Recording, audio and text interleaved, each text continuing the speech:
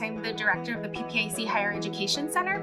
Hi, I'm Serena Klempin. I'm a research associate at the Community College Research Center at Teachers College, Columbia University. So our California Focus Survey is part of a larger IES funded study.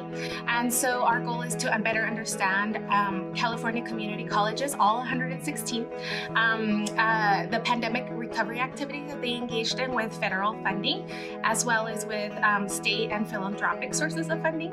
And so we want to understand what were some of the activities, what that they engaged in, how they supported students with things like emergency aid, how they supported the institutions themselves.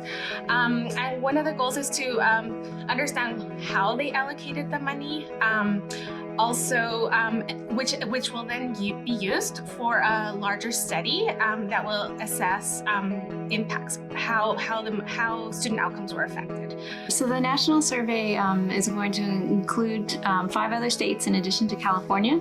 Those are Michigan, the State University of New York, the SUNY community colleges in New York, Ohio, Tennessee, and Texas.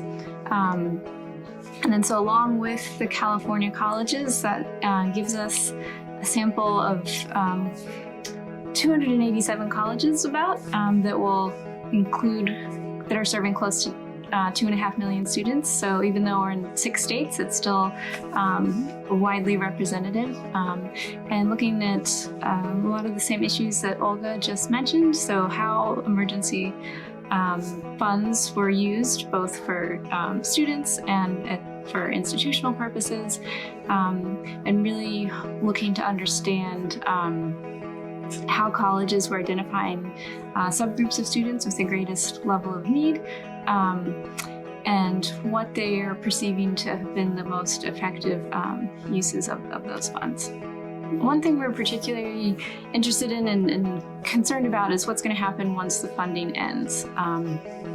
So all of the higher education emergency relief funds need to be spent by this summer right now. And we know a lot of colleges have put a number of different supports and services in place. And so what we're hoping to learn about, again, what has been perceived to be most effective, but then also moving forward, where are the areas that we're going to want to focus on continuing to support once this funding ends.